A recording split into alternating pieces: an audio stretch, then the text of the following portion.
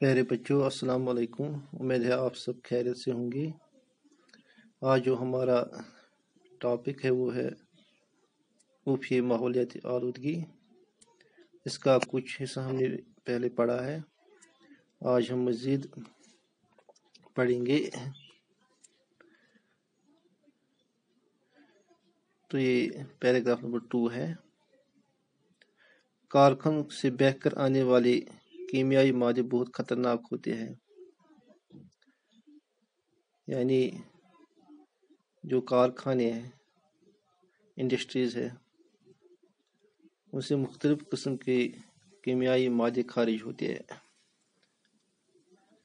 وہ بہت ہی خطرناک ہوتے ہیں۔ آپ جانتے ہیں کہ ایسے بھی کارخانے ہیں جن میں کیمیکلز کا استعمال ہوتا ہے، کیمیاؤں کا استعمال ہوتا ہے۔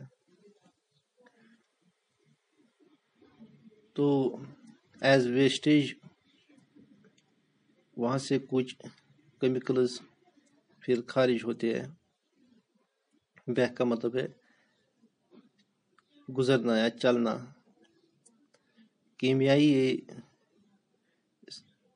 صفت نسبتی ہے، مادہ کا جمع ہے، مٹیریل۔ تو یہ جو انڈسٹریز ہے ان سے مختلف قسم کے کیمیائی مادے خارج ہوتے ہیں جو بہت ہی خطرناک ہوتے ہیں، جو بہت ہی ہارمفل ہوتے ہیں۔ پانی میں رہنے والی مخلوق پر بھی ان کا بہت خراب اثر پڑتا ہے، اور آپ جانتے ہیں کہ پانی میں بھی لائف ہے، اس میں بھی مختلف قسم کی جاندار اور بے جان چیزیں ہوتی ہے۔ اس میں پلانٹس، اینیملز ہوتے ہیں، اس کو ہم میرین لائف کہتے ہیں، اور ان پر بھی اس کا بہت برا اثر پڑتا ہے۔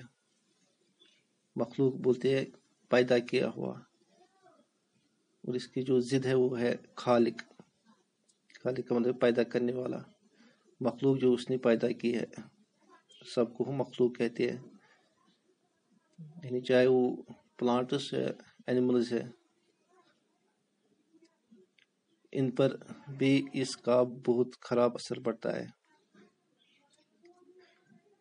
کیڑے مار دوائیوں کی وجہ سے برسات میں کھیتوں کا پانی جب سیلاب کی شکل میں دریاؤں میں آتا ہے تو اپنے اندر گلا ہوا زہر بھی ساتھ لاتا ہے۔ اور آپ جانتے ہیں کہ آج کل کیڑے مار دوائیوں کا استعمال بہت زیادہ ہوتا ہے۔ کیڑے مار دوائیوں کا مطلب ہے کیڑا مارنے والے ادویہ، یا اس کو ہم انگلش میں انسیکٹیسائڈز کہتے ہیں۔ اور آپ کو پتہ ہے کہ مختلف جو کراپس ہوتے ہیں ان میں کبھی کبھار انسیکٹس لگ جاتے ہیں، کیڑے لگ جاتے ہیں، جس سے ہمارا فصل خراب ہو سکتا ہے۔ تو فصل کو بچانے کے لیے ہم ان ادویات کا استعمال کرتے ہیں، یا آج کل ہم کشمیر میں بھی انسیکٹیسائڈز کا بہت زیادہ استعمال کرتے ہیں ایپل آرچارڈز میں۔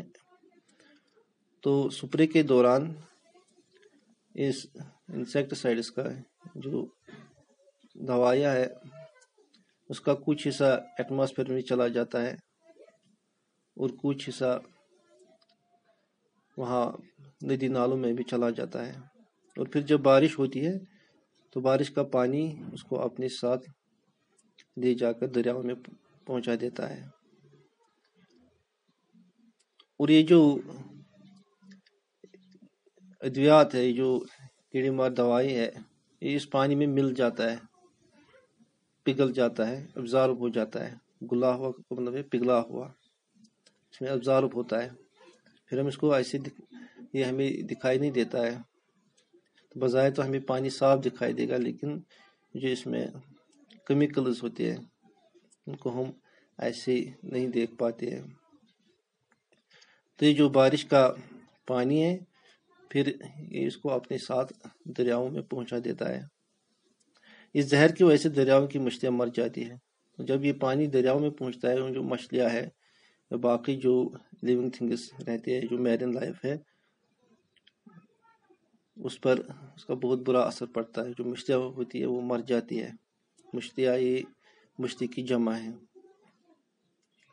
دریا کے کنارے آباد بستیوں کے ہینڈ پمپ اور کنویں کا پانی بھی پینے کے قابل نہیں رہتا، اور اس وجہ سے جو دریا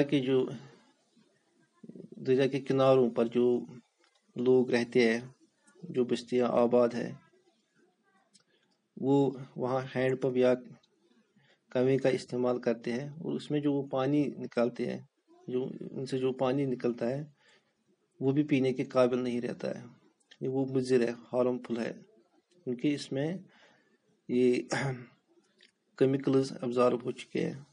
کیونکہ جب بارش پڑتی ہے یا جب پانی دریا میں بہتا ہے تو اس کا کچھ حصہ زمین کے اندر چلا جاتا ہے، جس کو ہم انڈر گراؤنڈ واٹر کہتے ہیں، اور جب ہم ہینڈ پمپ یا کنویں کا استعمال کرتے ہیں تو اس سے ہم وہی انڈر گراؤنڈ واٹر باہر نکالتے ہیں۔ دریائے جہلم کے پانی کا مشاہدہ کریں کتنا گندا پانی ہے۔ آپ جانتے ہیں کہ جو دریائے جہلم ہے جو کشمیر وادی سے گزرتا ہے، بہتا ہے، تو اس کا جو سورس ہے وہ ہے ویری ناگ، اور اس کا آپ نے مشاہدہ کیا ہوگا۔ اگر آپ اس کا مشاہدہ کریں گے، مشاہدہ کا مطلب ہے اگر آپ اس کا معائنہ کریں گے، مشاہدہ کا مطلب دیکھنا، معائنہ، غور کرنا،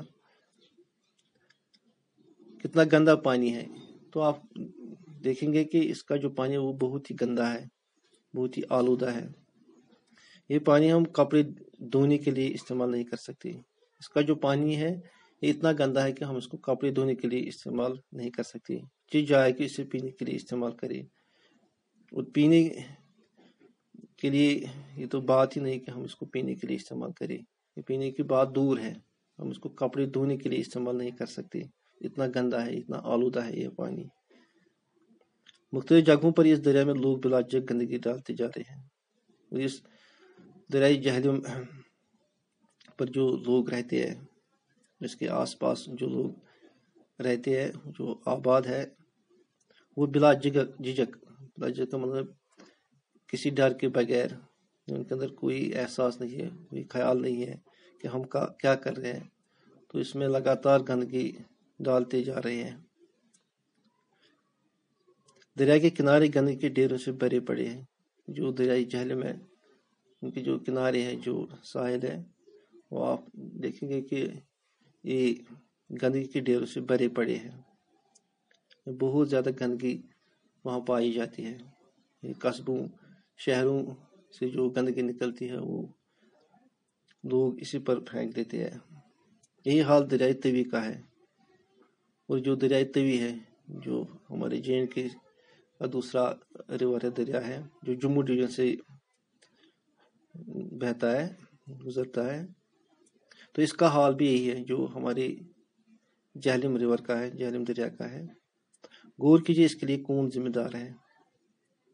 تو یہ اگر ہم غور کریں گے، تھوڑا سوچ لیں گے کہ اس سب کے لیے، اس آلودگی کے لیے، اس گندگی کے لیے کون لوگ ذمہ دار ہیں، یعنی یہ تو صاف ظاہر ہے کہ ہم خود اس کے ذمہ دار ہیں،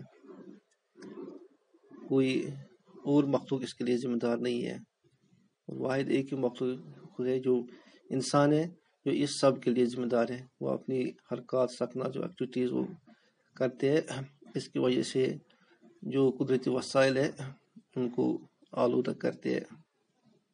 اس ویڈیو میں اتنا ہی، باقی والسلام۔